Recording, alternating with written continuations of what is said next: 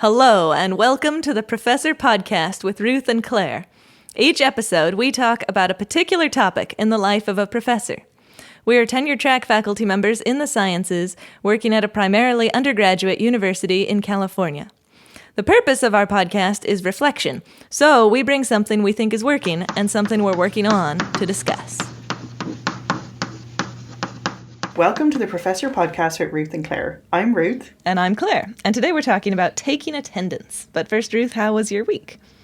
My week was good. I kind of did, it's a bit of an overstatement to say a spring clean, but kind of unholidaying the house and taking the tree down and stuff. But in the process, I found just stacks and stacks of kids' artwork. Oh. Which, I think when they were babies, I was convinced every piece would be kept and framed. But just the sheer production volume, it's impossible to do that. But I found the funniest thing, I don't know why this cracked me up so much, but my youngest has become completely pig obsessed. Beyond, everything is pigs all the time, just pigs. Uh-huh. Sorry, this is now becoming a much longer story, but where we lived, where you are, there is, I'm going to tell you after the show where they are, but there's these pigs you can go and feed your vegetable scraps to. Oh, cool. And, oh my God, they're adorable and very sweet. So anyway, she's mad for pigs and she has all these pig stuffies. And they're often arranging, the pigs are in productions, but this was a wedding. Okay. And so I found a wedding invite for 2 pigs, stuffies who were getting married. But on the back it says, where, here, and then when, tomorrow, and then why. And then it says, for love. And I was oh my God, that was literally the funniest thing. I almost wish we could do that in the show notes, just put in a picture of what it looked like, because it was it just kept me laughing all day. That's awesome. Yeah, if anyone out there needs wedding invitations, I've got 2 young artists ready to produce them. How was your week?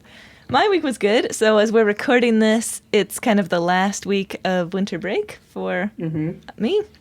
And at first, so we'd kind of gone, Ralph and I had gone on trips to visit family and whatnot. And then we came back and we were still a week left of break. And I was like, this is confusing. Should I do I want to do a bunch of work that I kind of want to do, or do I want to fully relax? And I was like, how do you find the right balance? And then I eventually was like, you know what? I'm just fully embracing taking the last week as a break. Yeah, and that's what I hoped your answer was going to be. Nice. And yeah, I know. And the decision, because, I think I often feel that way about breaks where I'm like, well, I do want to I don't know, do whatever, this work thing that I'd like to get done, but I also want to relax. And then the question is, it seems like I should be able to do both, but finding the right balance. Anyway, so I decided the right balance was just don't even worry about the work. I'm going to go into work officially on Wednesday, and that's when I'm going to start all those things that I want to do. See, I love that. And well, okay, I've had the experience here. So here, I think I have mentioned to you that Christmas time is a very intense, it's just a national thing. And obviously not everyone celebrates Christmas, but everything shuts down. And I was really shocked at the university that I'm did the labs for last semester, that no emails, nothing came to my inbox, which has not been my experience before. And so I had been really I'm going to take such a break and just shut off. But then I lost 3 weeks to COVID. So I feel like I had to scramble. But I have great intentions of having a real break. Mm-hmm. But I'm so glad you did that. Because when has it ever mattered? Whatever you did the week before, sure, the first bit is just always a scramble. Do you know what I mean? There is little things you're I'm glad I did that, but not really. Totally. And for me, I feel it's so often I don't really decide, and I'm trying to do both things, and I'm feeling like I'm failing at doing both things, but so I don't know. I mean, right now I'm in the part of deciding I'm not doing any work, so of course I'm feeling good about it, but I'm imagining that on Wednesday when I go in, I'm just okay, first thing, do that thing, and just have a nice, full, intentional work day. I wish you had Greg McKeown's phone number. I know. Greg, I did it. I chose this decision. He'd be I'm so proud of you. Yeah, so... But I think you're right. It's just making that choice. And because there's another choice in there too, which is going away is so invigorating. Mm-hmm. But then also, kind of getting to nest a little bit at home, like that's probably going to really stand to you when the semester kicks off. I think so. So I'm into it. Good. So today we're talking about attendance, and my quote is from Woody Allen. There's a couple different versions of the quote, so I'm not really sure if this is the actual version he said, but 80% of success is showing up. And I kind of think that's true. You know, if you're there and you're there, you're trying to do it, that's going to get you quite far. So I like that. Yes. I love it. So, attendance. What is working for you?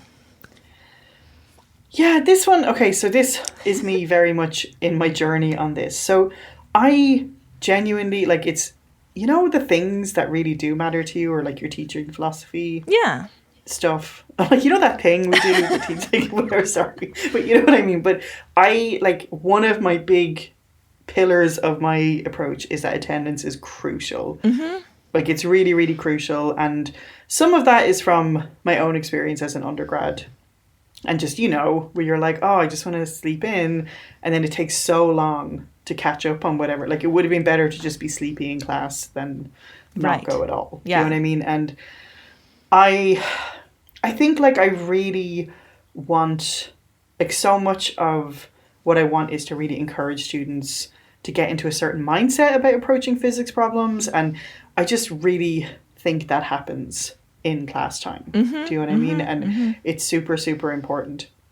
So to that end, I decided that I wanted to have graded attendance to sort of be like, I believe this is important, so I will, you know, reflect that in the grading structure. So I had a very vague policy before COVID, which I cannot understand why that was my policy. I think like it was sort of like, I will, before each midterm, give you like a participation grade based on how much you came to class.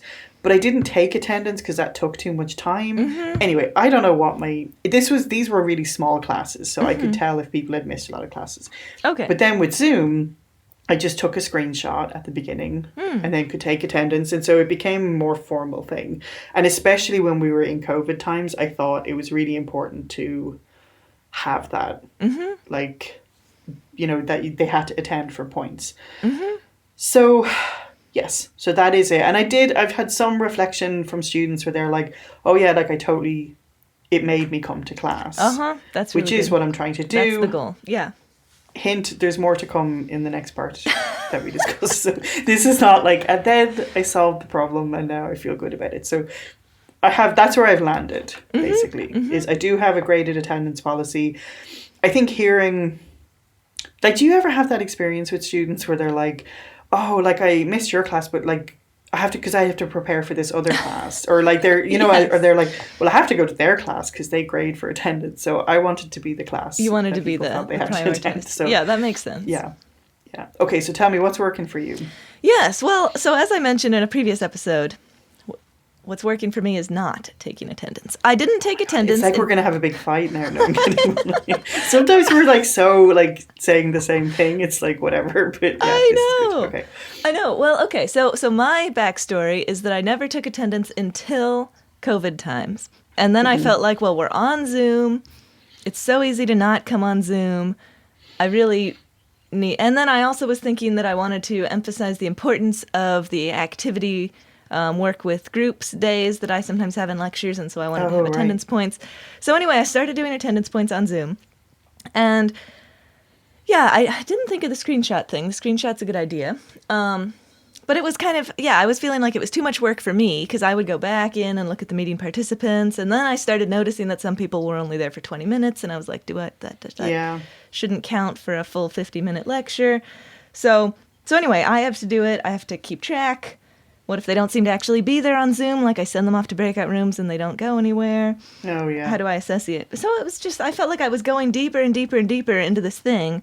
It was taking more and more time and thought of how do I actually assess attendance. And then when I was actually putting in my grade book, I felt like I mentioned, I felt like I was double penalizing people. Like they weren't there, and now I'm taking off points for not going to attendance. So that didn't really seem helpful. So then I started thinking about it more, because I was like, well, I mean, I totally agree with you, Ruth, that I really want them to come to class. I think that, 80% of success is showing up. I do think that they should 100% be there. But I wasn't sure if I wanted to get that by having attendance points. I kind of felt like, are we in high school? Like, you should be... So, and then when I thought about it more, I was chatting with my mom about this over break. I feel like it maybe turns it into a game with the wrong incentives, And so now it's like, I need to get the attendance points. When do they get, like they would learn that in my class, you need to be there for a full 50 minutes because she looks at the minutes that you're on Zoom, but she doesn't notice if you don't, I don't know, whatever.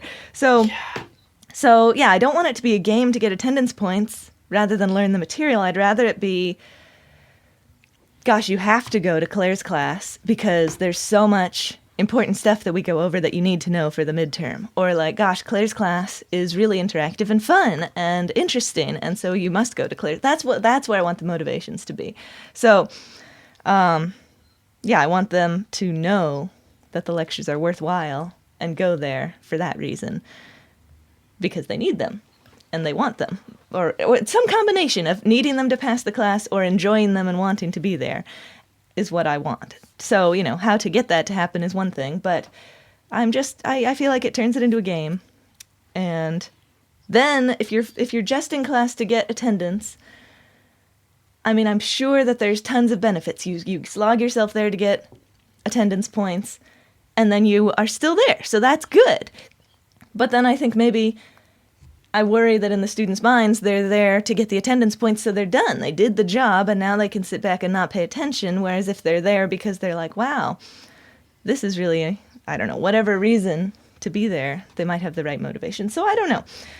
I guess I'm glad to not be doing it. Saved me a lot of time to decide to stop doing it.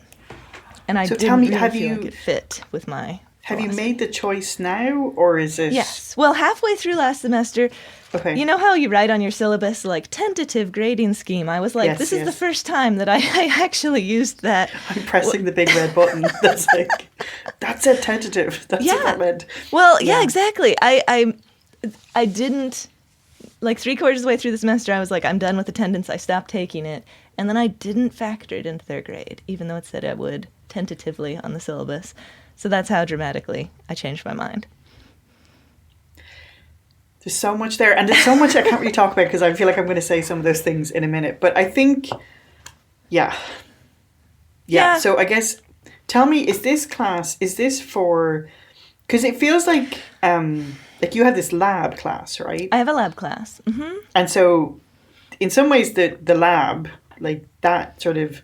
not takes its own attendance, but you know what I mean? Like either they do it or they don't. Lab. Like, how are you going to get your data if you're not there for lab? That's true. So then the lecture... Yeah, that's a good point. But no, I think you're like, you are acknowledging you're not going to have someone who just never comes to class and rocks up for the final. No, you can't do that. Mm-hmm. Yeah, so I think that's a cool thing. I mean, you must come to lab to get the data to do the lab reports, and the lab reports are like 50% of stuff for the 50% of grades comes from lab reports or pre-labs and that kind of thing. I also want to mention that it's a 300 level class and a 400 level class that I usually teach. So I don't feel like, well, I feel like you could argue that you should have attendance points in the 100 level classes to get the students to figure out how college works. On the other hand, I kind of feel like I would argue that not having attendance points but making the lectures really valuable and conveying that to them might actually be more how college works. It's not about getting the points, it's about learning the stuff, and you learn the stuff by going to lecture. So I don't know.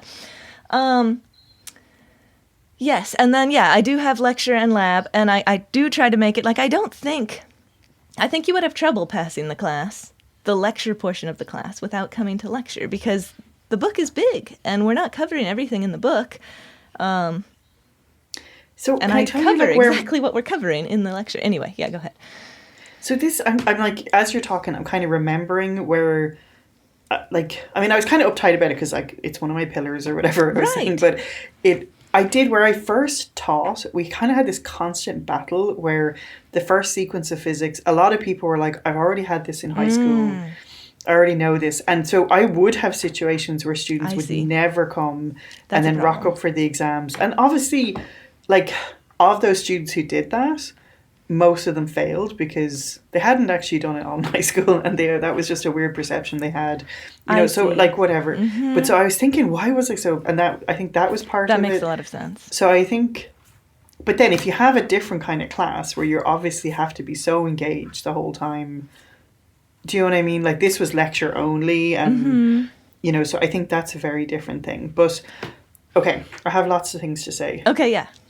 Okay, so like everything you're saying is what I'm working on. So the big thing I've written down is it's really paternalistic to be like, is that even a word? You know what I mean? Like, like or patronize. Like it's just me being like, I'm going to tell you what to do. And they are adults. And I think, I was thinking I saw this super cool paper once, and it was actually about phase changes. Mm-hmm. But it was like getting students to discuss, like, if you broke a pencil, like, when is the pencil actually broken? Like, is it once it starts to break, or is it when the two pieces are completely separated? And it was all about, things that we think are like, oh, it's binary, like, it's either a liquid or a gas. But, like, in fact, someone had to put a mark somewhere. Interesting. But that's kind of how it is with attendance, right? Because you're saying, like, just humanly showing up, sure, there's benefits. But, like, if you're on Zoom and you're really not there and it's just a blank screen and you're making a cup of tea, that isn't any benefit. Exactly. Or like, so then where do you start putting the thing? Like, you're actively participating, and then what does that look like? And who gets to decide that? And it's just this whole snowball of like, coming into the classroom and falling asleep really isn't helpful, right? So like, could I really give someone the points? Like, what is the metric exactly? So I think there's that. And then, like you said, I think maybe that's just a lesson you have to learn, right? It's like going to class is helpful and you should do that. And and the thing you said really stuck with me before, the double penalization. Like, now you're behind and you're losing attendance points. And I think, like, so many of these things, the reason, like, the people that you come up with these policies for is so minuscule. Do you know what I mean? Like, the one student who never came to any classes and only came to the final. Like, that student, why am I having a whole grading policy for 40 people just to, like, target this one person who is, like, an oddity and isn't going to really pass anyway? And if somebody really does never come to your class and rock up and ace the final, then good for them. That's totally. Like, it doesn't matter. So I feel that way too. Like, if they do know the stuff and they demonstrate that before they leave, okay, great. I don't really care how they go about it. I do think that attending class and participating fully is the way to go about it. But I'm not sure that my way of getting them to do that is to give them attendance points. Okay, hang on. One thing, though. So the one thing, too, was to get at, those students who are just triers and they struggle, but they show up to everything and they come to every office hours and they're just like doing their absolute, like, sometimes there is a thing where you, like, want to reward that effort or, like, just the kind of discipline of what they're doing, even if it's not reflected in, I don't know. So, so you want to have, talk myself all around. Sure. Yeah, so you want to have some kind of, like, reward for you tried really hard, even if you didn't get there. Yeah. Right. Yeah, I can see that. But is it much of a reward to get 100 on attendance when, like, all the other people who are acing the class also have a 100 on attendance? It's giving you a leg up, I guess, from the other people who are failing. Oh, that's a good point. I guess it's a question of whether you want to... whether you actually want that to reflect in their grade or not. Like, I might argue that if they did all that effort and still didn't reach whatever benchmark you have, well, that's very helpful that they did all that effort, but they still didn't reach the benchmark level of physics knowledge. I know. But it's just like, it feels like sometimes in all of these things, like, okay, so I think a real problem in physics, right? Now I'm going all the way into it, but, like, a big problem in physics is this kind of perception of the genius who's, like, brilliant, but, like, you know what I mean? And, like, shows up and just like scrawls equations on the back of an envelope or something. And I kind of detest that stereotype, you know, because, well, it's also just really unhelpful and not a model that would work in any setting, including a university, like even if you were a research academic. But so I think there's something about, I don't know what I'm trying to get at, but it's that thing I think of rewarding the discipline and the kind of organization, and absolutely not to the point where someone literally has not absorbed a single piece of physics, but you know they're not going to pass. But just something to sort of honor that aspect of their I can see that kind of dedication. So, but I don't know. Yeah, I guess in my teaching philosophy, I would say that discipline leads to improvement, and that's its reward. And of course, if I wrote a recommendation letter, I would mention their really hard work to get where they got to. But I mean, I think this is a matter of what's your teaching philosophy, because I think it's perfectly reasonable to decide that you're going to reward effort and improvement and all that. And so I think that would be fine. I think there's some subtlety in there that you mentioned, which I think is important too, which maybe it doesn't have to be a uniform policy. Do you know, like maybe you could have it for the very first class in the sequence. Oh, yeah. And then, but I think you're totally right. Like at a 300 level class, do they want to come to class or not? Like I don't know if there's too much point. And then the other factor is COVID times, right? And like, do you want 6 students coming to class because you said there's attendance points? Do you know what I mean? So, totally. Yeah, that is interesting. And you're right. I mean, you're right. I think this is clearly about the 57 contradictory things I just said. Sorry. I think what we're getting at is that it's a matter of teaching philosophy, and you know, you can come to many different correct solutions. What's correct for you? And I like your idea of having it vary based on the class year. Like maybe the first semester of physics, you have attendance points, and you even say explicitly, we have attendance points because it's extremely important to learning this material that you come to class. You're maybe even particularly targeting those students that took a physics class in high school and feel like they know what they're doing, but then they come and hopefully realize they are missing a few pieces. And then the next semester of physics, you could again say explicitly if you want to, we're not having attendance points. Because you're growing up. Yeah. Like hopefully at this point you see the value of coming to lecture. And I don't know. It's funny because go ahead. Sorry, go ahead. No, you go ahead. Oh, I was just thinking that it's funny because I'm trying to explain why I don't have attendance points. And I'm not sure what I would say to the students, which is funny because that's my whole stance, is that I'm not into it. But I feel like the point is you're here to learn the material. You're taking this class to learn the content of this class. And I think one of the best ways for you to do that would be to show up. But show up and pay attention and try to learn the material. Because your goal is to learn the material. Your goal is not to come to class 3 days a week. Your goal is to leave knowing the content. So I don't know. That's my thought. Anyway. Yeah, that thing you said about the gamification, that was really interesting to me. Okay, so here, this is just a scenario, and it's not really solved by attendance points, but it's coming up for me. So I'm going to ask you, what do you do, right, if you're in lab and it's clear one person hasn't been to class or hasn't been to the tutorials or whatever and just hasn't got a breeze about what's going on, and then comes to lab and is just a total burden to the lab partner? Like, do you intervene in that, or would you? Well, let's see. Or do you just let social order where the lab partner is really irritated? Like, does that take care of it itself? In my 300 level class, they're all independent, so that doesn't come up. But in my 400 level class, they are in groups. Yeah, and there's definitely times where one student comes in and they're like, okay, I did all the thinking, this is what I came up with, and the other student's like, sounds good. But then there's other times where 2 students come in and they did a lot of thinking, came up with plans, and they have different plans, and now they have to resolve them. I think both of those are fine. Yeah, sometimes I do have participation in lab points in that 400 level class, and it's like if somebody just is not pulling their weight in their group, I dock them points for that. I've kind of gotten rid of that because it seemed so arbitrary. Like if I happen to notice it or not, it's hard to measure.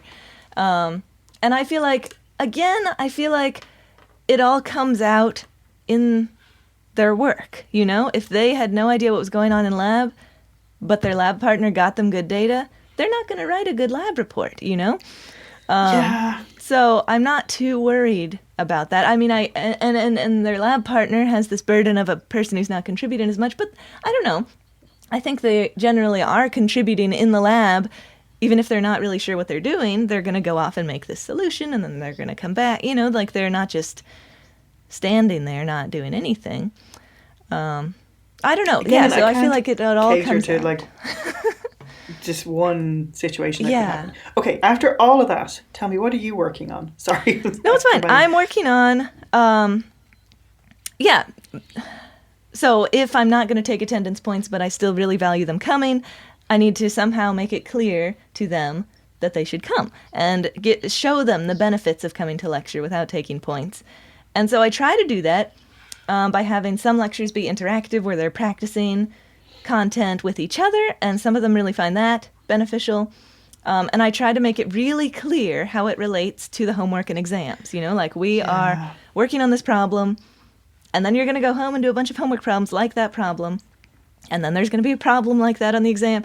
And so if they see all that, I hope that they understand that they're not just doing something unrelated to the stuff that they need to work on for the class. And then so the other times in lecture, I'm trying to give really clear content delivery, again, about the exact stuff that they're going to do on the homework and the exam, so that it should be, I hope, really clear to them that this is going to be helpful for all the stuff that you're going to be doing in this class. That does have points, or that does measure what you've learned. So I'm trying to do that. But you do, I'm sure. Yeah. So emphasize. And then I also, sometimes I have had, we're kind of coming back to a problem I've had in the past where I have these worksheet days where they work in groups. And sometimes I have usually in the course evaluations, a few students say those were their most favorite times, and a few students say those were their least favorite times. But I always have a couple students who say, oh, we're doing a worksheet day, I'm out, I don't want to be here. Yeah. And so, like I say, I kind of added attendance points, one reason being, no, you should be here. Now I'm getting rid of attendance points again, so I'm back to square one with that problem. But I'm trying to emphasize to the students, look, out of all the possible things we could have done with lecture today, this is what I chose to do. So we're not just filling time here. This was a very intentional choice. And I don't try to teach them a whole class on pedagogy and why I've decided this, but I do want to briefly state that it is intentional and that there's thought behind it. And, I like to tell them, when you're trying to dredge information from your brain that you haven't, without looking up the answer, that's when you're, enhancing those neural pathways or whatever it is so that you can get that information. And so I try to give them just a little bit of information about why we're doing what we're doing so that hopefully they either appreciate the reason behind it or at least appreciate that there is a reason behind it. And so I don't know, that's what I'm doing. I feel like I haven't solved that problem, but these are the things I'm doing to try to solve that problem. Do you know what? So, okay, here, all of the things is like my wish fulfillment about wanting to be a different kind of professor. But this is total side note, but I watched the Paddington movies with the girls. And I haven't seen them. They're very sweet. They're really good. But Paddington's Aunt Lucy is all about manners. And she teaches him, it's called a hard stare. So if someone is being kind of rude, you can give them this hard stare that makes people very uncomfortable. And I'm like, I wish. Because that's happened to me before where people are like, sweet, oh, I don't need to do this. And I just want to but I want to have the hard stare too when people are like, and then I failed this test. And you just want to be like, yeah, you didn't come to class. But I'm such a weird people pleaser. I have a hard time presenting people with that reality. But I wish I could do the hard stare or the... you totally can't do the homework because you haven't come to class, and I'm actually not going to reteach that material right now. You know what I mean? So just finding consequences for the students. And there is obviously consequences, but letting them sit in their own consequences, if you know because what I mean. It's obvious to us that they're having trouble on this quiz is because they didn't do the homework, which is because they didn't come to class. But that is probably not obvious to them, and we want to help them see that so they can, not have the same problem later. And I know what you mean. I think it's all about finding a way to do it that works for us as individuals, Like, yeah. I don't know if I could do the hard stare, but I think I could write a cheery, oh, this would have been easier if you'd done the homework on the quiz or something, so like what works. See, I think that's what I was trying to get at with the lab thing when I was asking you, because, and I think it is a thing where they don't necessarily recognize that, and they're like, geez, why are we doing this lab that no one knows how to do? And you're like, no, like everybody does know how to do it. So, you know what I mean? Yeah. So I need to find whatever my equivalent of the hard stare is. Well, here's what I do sometimes that I feel comfortable with is saying like, oh, so we were talking about this in lecture. Let me give you a quick recap of that, like a really quick, surely you remember this kind of recap, which hopefully gives them enough information to get going, but also tells them, oh, there was some of this in lecture. Maybe I should go back and look at that. / come to lecture tomorrow. Yeah, that's the hope. But maybe there's some power then in like potentially people recording lectures. Yes. And instead being like, oh, that's actually in that lecture. The one you probably watched. You should go back and rewatch that. Yeah, totally. So I think I'm landing on not having attendance points. Oh no, I don't want to convince you against my pillars. You win, Claire. No, but no, I do, and I think I may adjust that depending on the youth isn't the word, but you know what I mean, the freshmanness. Sure. Word, Yeah. So I think, yeah. And I think I would say it's one of my pillars too, that they should come to lecture and to get them to come to lecture. And the question is just, how are we going about that?